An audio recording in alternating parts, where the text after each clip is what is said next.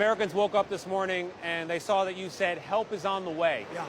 What do you mean by that? Well, there's a lot of help on the way, and in different forms, including economic help from our standpoint, and not going to help Iran very much. And, you know, we put Iran out of business with their nuclear capacity, and now, depending on what's actually happening, nobody's been able to give us accurate numbers about how many people they've killed. Well, on that but point, it looks Mr. like President, it could be a pretty substantial number, and that's going to be a lot of problems for them.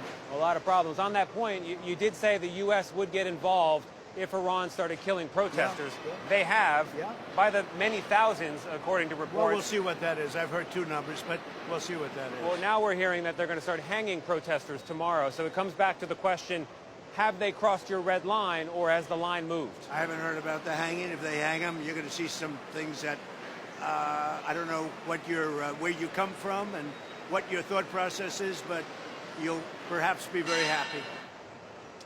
What do you mean by that? We will take very strong action. If they do such a thing, we will take very strong action. And this strong action you're talking about, what's the end game? The end game is to win.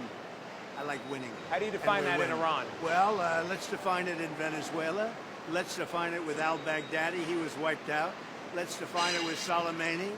And let's define it in Iran, where he wiped out their Iran nuclear threat in a period of about 15 minutes once the B-2s got there.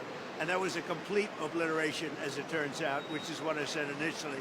Then some questioned it, and they said, you know, Trump was right. So we've been right about everything. We don't want to see what's happening in Iran happen. And, you know, if they want to have protests, that's one thing. When they start killing thousands of people, and now you're telling me about hanging, we'll see how that works out for them. It's not going to work out good.